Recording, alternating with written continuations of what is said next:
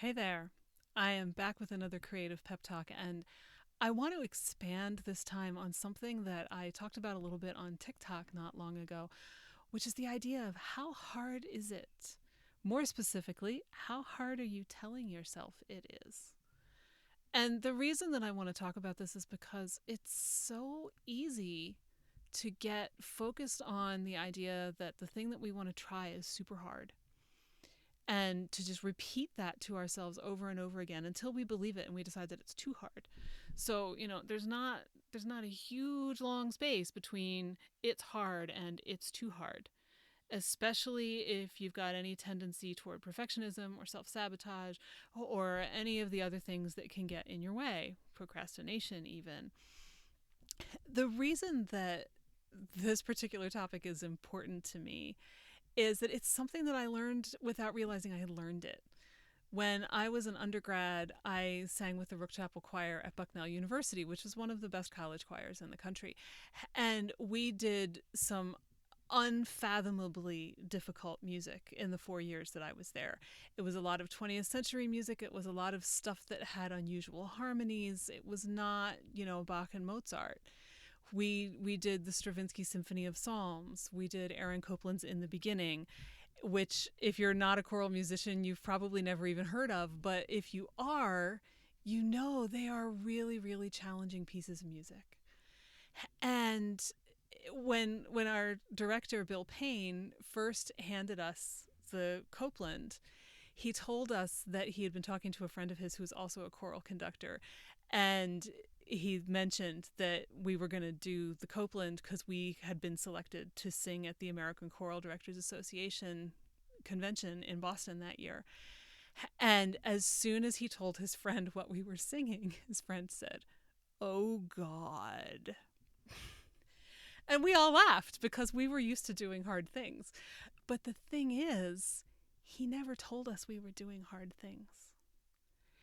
He never, ever in a million years would have said to us what I heard when I graduated and had to go back to my local choir and, was sitting in a rehearsal one night and heard the director say, which was, "Now, this is a really hard piece. We might not be able to do it."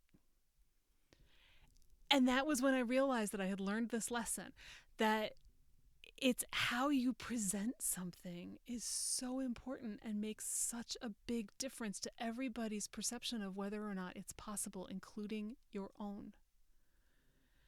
When I interviewed Bill Payne 2 years ago for this podcast, we talked about that. It was the first time I had ever talked to him about it, but he came right out and acknowledged, absolutely, there was a reason he never said that to us, even when what he gave us was ridiculously hard.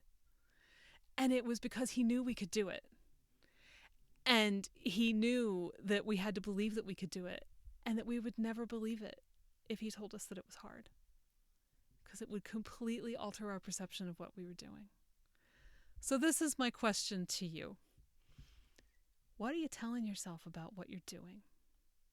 You notice I've got a theme going on here because a little while back we talked about like how you give feedback and how the way that you give feedback to others is probably pretty similar to the way you give feedback to yourself. And so you want to be nice to yourself, not lie to yourself, but you want to be constructive in what you notice and you want to give it in a way that you can hear. And this is the same kind of thing. You want to look at something and say, well, this will be a challenge. I'm up for this. I want to tackle this. I want to see if I can do it. Which, if may get a little bit close to the idea that you might not be able to, but you're not sitting there and saying, oh, I don't know, this is really hard. I don't know if I can do this. There's a very different vibe there, and that vibe opens you up to greater possibilities and challenges that you might otherwise think you're not up for. You're up for a challenge. I mean, I don't advise, learning to walk on Monday and trying to run your first marathon on Friday. But that doesn't mean that you can't take small steps toward that marathon every single day until you get there. It's the same thing with any other kind of project. So, ask yourself, how am I talking to myself about what I'm doing? See where you might be telling yourself that it's hard before you have any evidence that says that it might be hard for you. See where maybe you want to switch and say, oh, this looks like fun. Or this is a challenge, but I'm worthy of it. I'm ready to try it.